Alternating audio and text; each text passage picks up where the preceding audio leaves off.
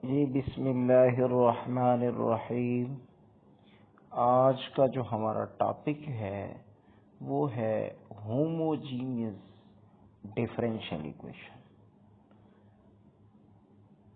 तो homogeneous differential equation को explain करने से पहले हम ये देखते हैं कि डिफरेंशियल इक्वेशन किसे कहते हैं।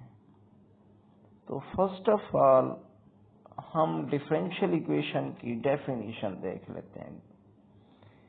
An equation which involve dependent variable and their derivative with respect to one और more independent variable is called differential equation.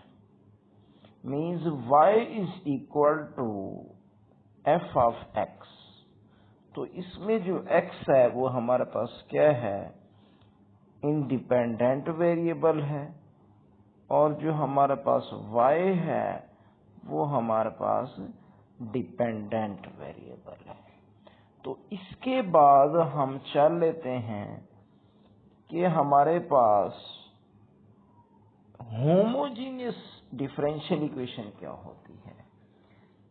तो हम इसको डिफाइन करने से पहले मजीद ये देखते हैं कि होमोजीनियस फंक्शन क्या होता है, उसको एक्सप्लेन कर लेते हैं कि a function f of x, y is called homogeneous of degree n if f of tx, ty that is equal to t raised to the power n f of x, y means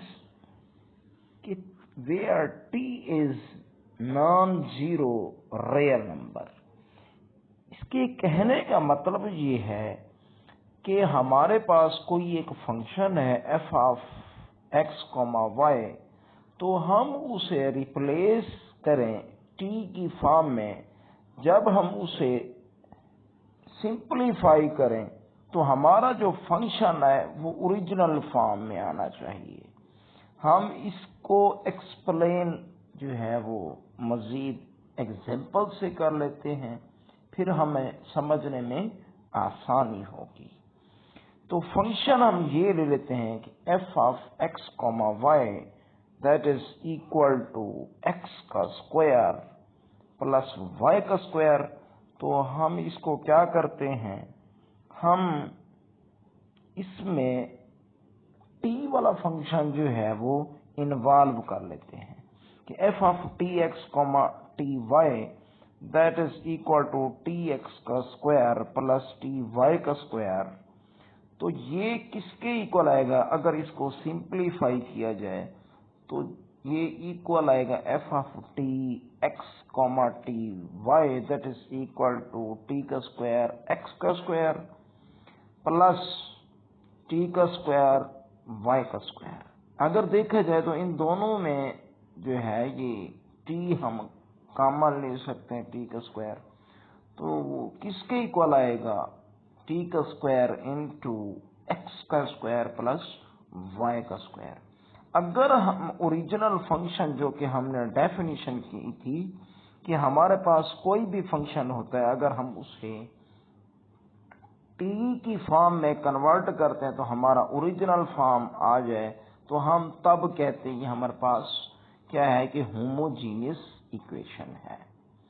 तो इसके बाद हम ये देखते हैं कि homogeneous differential equation किसे कहते हैं। कि हम कोई एक डिफरेंशियल इक्वेशन ले लेते हैं जो कि क्या है, हमारे पास dy/dx है जो कि इक्वल है f of x, y। तो हम इस इक्वेशन को 1 का नाम दे देते हैं। तो हम कहते हैं is said to be homogeneous function of degree n। तो हम मजीद जो है इक्वेशन 1 को इस तरह भी राइट कर सकते हैं, m of x, y into dx plus n into x comma y into हमारे पास dy that is equal to 0 means कि हमारे पास दो फंक्शन हैं m एंड n। ये हमारे पास क्या कहलाएंगे कि होमोजीनियस कहलाएंगे फंक्शन। दो फंक्शन है m of x comma y and n of x comma y, ये दो हमारे पास फंक्शन है। तो अगर इनकी देखी जाए डिग्री जो है वो हमारे पास क्या है, सेम है। तो हम इस वजह से कह सकते हैं कि हमारे पास ये फंक्शन क्या है, होमोजीनियस फंक्शन है।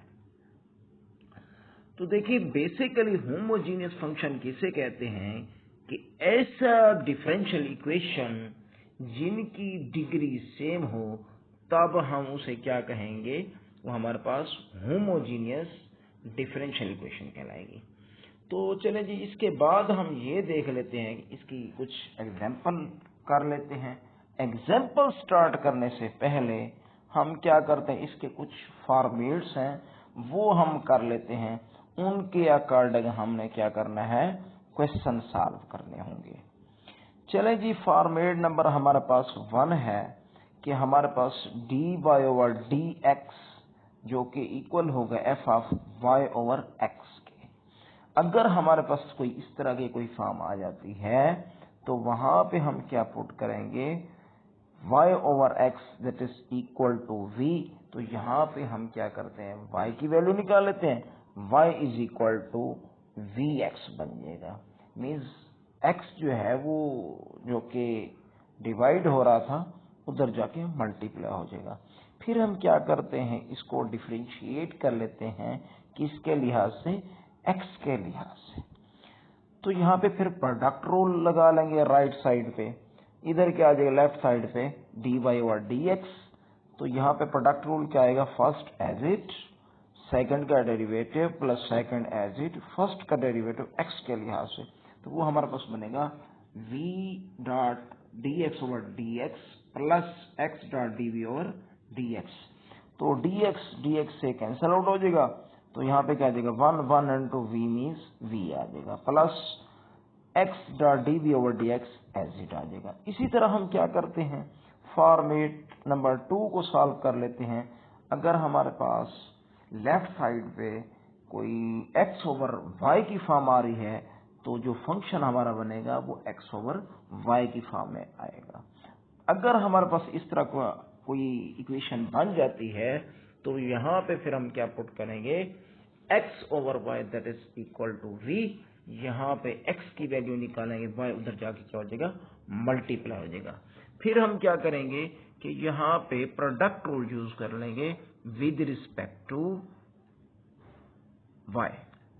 प्रोडक्ट रूल कैसे यूज करेंगे, हम इसको डिफरेंशिएट करेंगे किसके लिहाज से, y के लिहाज से। तो वो हमारे पास जो उसका प्रोडक्ट रूल बनेगा वो हमारे पास आएगा v plus y dot dv over dy जो कि इक्वल आएगा dy ओवर dx। तो देखिए इसके रिलेटेड हम एक एग्जांपल देख लेते हैं। वो हमारे पास एग्जांपल क्या है, वो एग्जांपल ये है कि dy over dx that is equal to y minus x over x।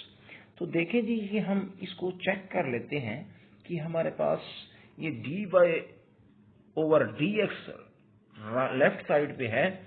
तो देखते हैं कि राइट साइड पे भी y ओवर x वाली फॉर्म बनती है कि नहीं बनती। तो ये देखें कि y ओवर x जो है, हम इनको जो ओवर है वो हम सेपरेट कर लेते हैं। तो वो हमारे पास क्या आ जाएगा, y ओवर x, और ये x से क्या हो जाएगा, कैंसल मीन्स 1 आ जाएगा। तो इसका मतलब ये है कि हमारे पास जो है वो y ओवर x वाली फॉर्म बन रही है। तो चलें जी, हम इसका सोल्यूशन भी स्टार्ट कर लेते हैं। सोल्यूशन है हमारे पास dy over dx that is equal to y minus x over x। तो हम इसे क्या करते हैं, ये हमारे पास इक्वेशन 1 बन जाती है। तो देखिए फॉर्मेट जो हमने देखा था वो हमारे पास उसके मुताबिक वो क्या बन रहा है, y ओवर x वाली फॉर्म बन रही है। लेट अस वी से दिस इज इक्वल टू हमारे पास क्या बन जाएगा, v। तो हम y यहाँ निकाल लेते हैं, x उधर जाके क्या हो जाएगा, मल्टीप्लाई। तो अगर इसको डिफरेंशिएट किया जाए तो वो हमारे पास आएगा v plus x dot dv over dx that is equal to, हम इसे क्या करते हैं, dy ओवर dx है। तो हम इसे उठा के जो है वो पुट कर देंगे इक्वेशन 1 में। dy ओवर dx की जो वैल्यू है तो वो हमारे पास आएगी v plus x dot d v over d x that is equal to y. Y हमारे पास क्या निकला है वी एक्स, तो यहाँ पे हम पुट कर लेते हैं v x minus x over x. तो नेक्स्ट स्टेप में हम क्या करते हैं, हम इसे कॉमन ले लेते हैं एक्स को, राइट साइड पे लेफ्ट एज इट आ जाएगी। तो एक्स से कैंसिल आउट हो जाएगा, तो राइट साइड पे हमारे पास बचेगा v माइनस 1। तो हम क्या करते हैं, v इधर लेफ्ट साइड पे प्लस हो रहा है, राइट साइड पे जाके माइनस हो जाएगा, v से क्या हो जाएगा फिर कैंसिल हो जाएगा, x dot d v over d x that is equal to -1 आ जाएगा। तो हम ऐसा करते हैं, जो x वाले फंक्शन है उन्हें सेपरेट कर लेते हैं, जो v वाले फंक्शन है उन्हें हम सेपरेट कर लेते हैं।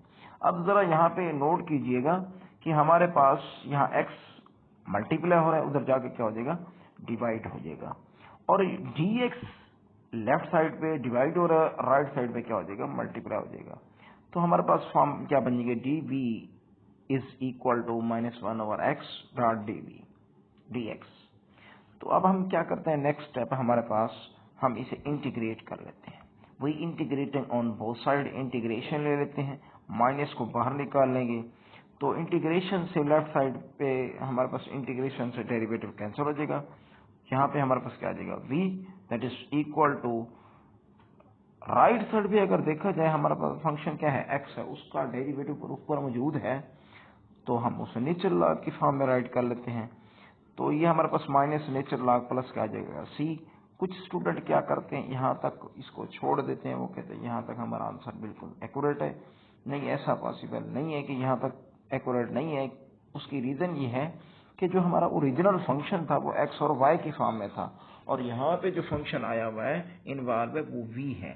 तो हम v की जो हमने वैल्यू निकाली थी वो क्या थी हमारे पास, कि v that is equal to y over x। तो यहाँ से उठा के हम क्या करते हैं, वो ओरिजिनल वैल्यू पुट कर देंगे, जो कि क्या है हमारे पास y ओवर x है, that is equal to minus natural log of x plus c। तो ये हमारा जो है आंसर बिल्कुल एक्यूरेट होगा।